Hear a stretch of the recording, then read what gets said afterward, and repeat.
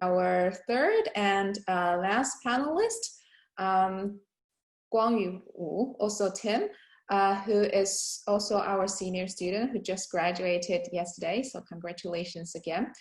Tim is double majoring in data science and finance. And from his title, I assume he will also be talking about some of the student input and contribution during online learning. So I'll hand over to you, Tim. Thank you. So I'm going to share my screen right now.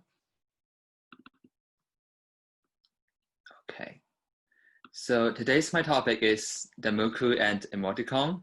At the first glance, you might think this is really a combination of really catchy words, but I'll explain what I mean with these two words. So if you are familiar with these two screenshots, you probably guessed what two kind of tools that we use during our online semester. So one is Voicethread, where you can essentially watch the professor's lectures and make comments at any time of the video. And the other one is Zoom, where you can actually give thumbs up and claps during class and express your concerns or compliments to the professor real time. So today I'm going to start with the general pros and cons of online learning, and then move on to explain what I mean by the Danmaku and Emoticon. So before moving into that, I want to first mention that there's actually a lot of hardware challenges during the online learning phase. So on the left, we can see several pictures from the social media in China, where the teachers are overcoming all this kind of physical and hardware challenges in order to make the online classes. But today I'm going to focus more on the conceptual aspect of online learning and what are the main advantage and disadvantage of using this kind of teaching mode. So I guess I will start with the con first, because many people have been discussing what are the limitations of online learning. So first of all, I guess many of us has experienced that during the online teaching phase, many of us experiences asynchronous problem. As Molly said, we have many students at NYU Shanghai who are actually taking the classes from different parts of the world. So I even know one professor need to get up 3 a.m. in the night in order to deliver a class for students across the world. So this asynchronous problem is really playing a huge role in determining how the class will be. And later on, we can see how we can find solutions to this problem and make it actually an advantage for online learning. So the second limitation of online learning is probably the lack of interaction. So we all know that in the traditional classroom, when we have a question for the professor, we can just raise our hands or even just ask any question to interrupt the professor. But in this kind of online teaching mood, it is really hard to directly or express your concerns real time. So this has also been one of the problem people are reluctant to use online learning, especially the recorded lectures. And we can see that actually we have several ways to work around that using our technology. So the third problems I see with this online teaching method is the difficulty of getting feedbacks. And this, I guess, applies to both the professors and students as well. So for professors, I have many discussions with them during office hour, and one of the most common questions he or she asked me will be, how do you feel about the class?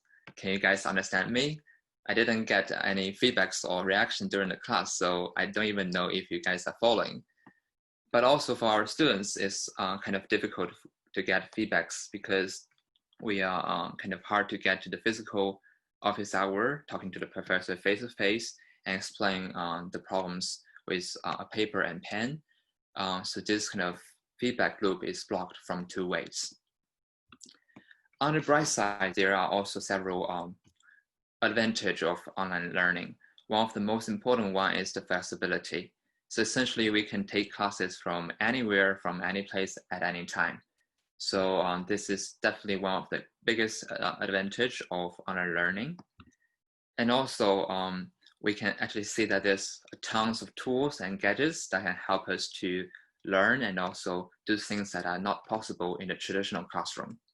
For example, we have several famous assessment tools here, and we can see that some of them can make the classroom really interactive, almost like a Jeopardy game.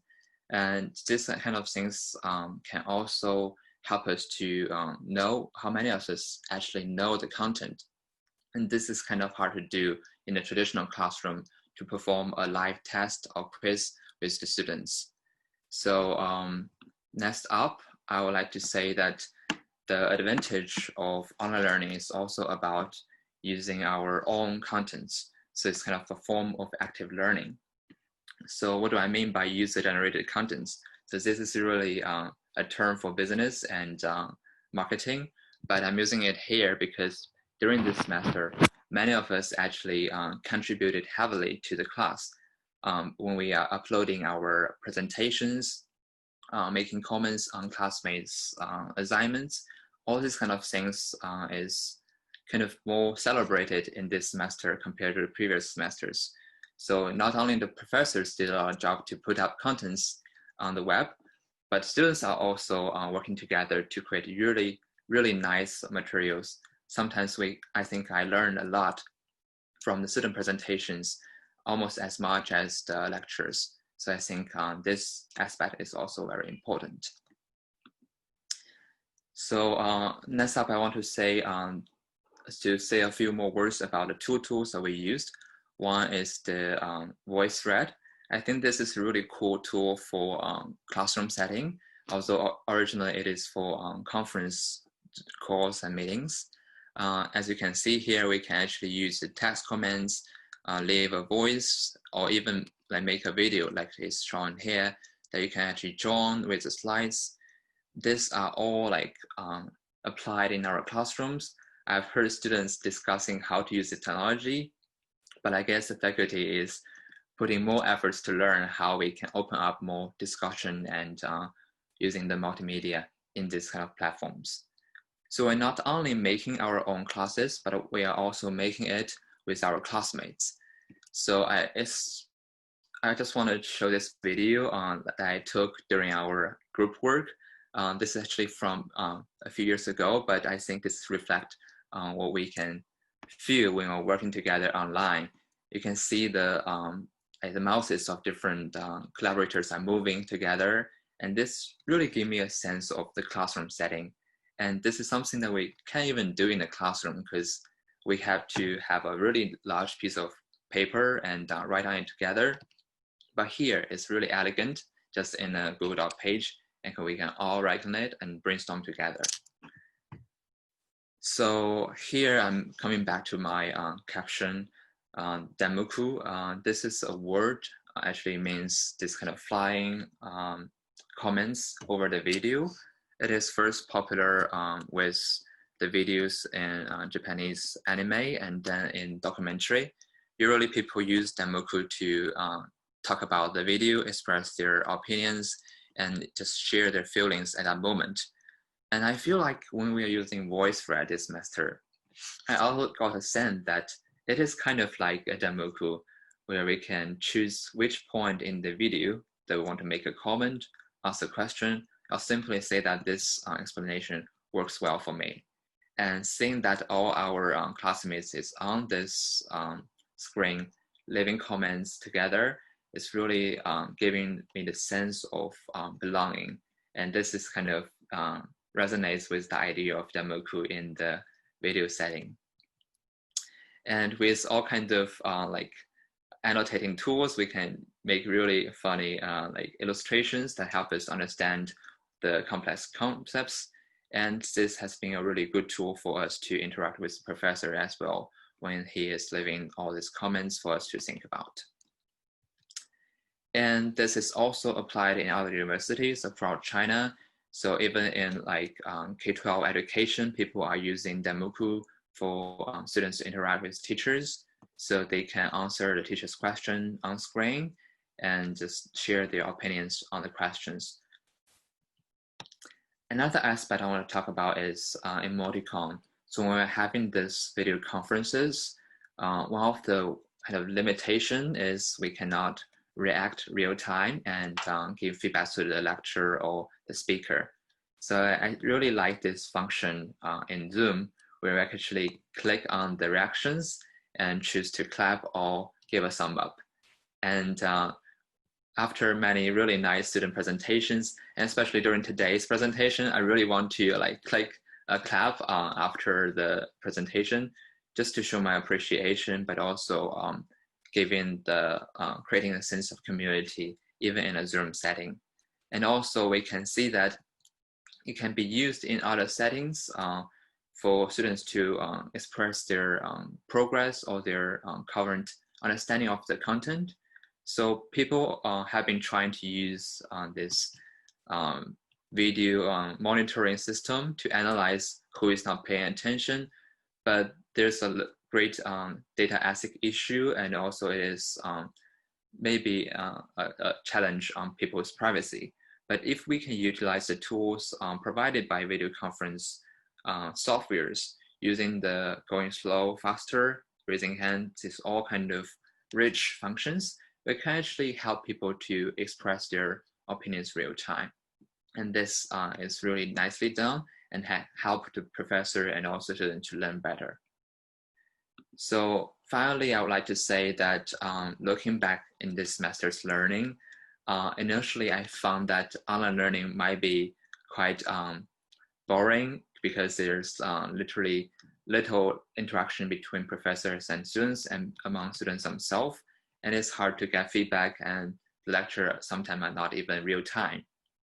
But now after the semester, I'm more confident that we can actually find a creative way to use all those tools to turn those drawbacks into highlights. For example, using this comment system with all the multimedia, we can actually turn an asynchronous lecture into a really lively one by using all those comments and combining the comments from different people across time together so as to create a better learning experience.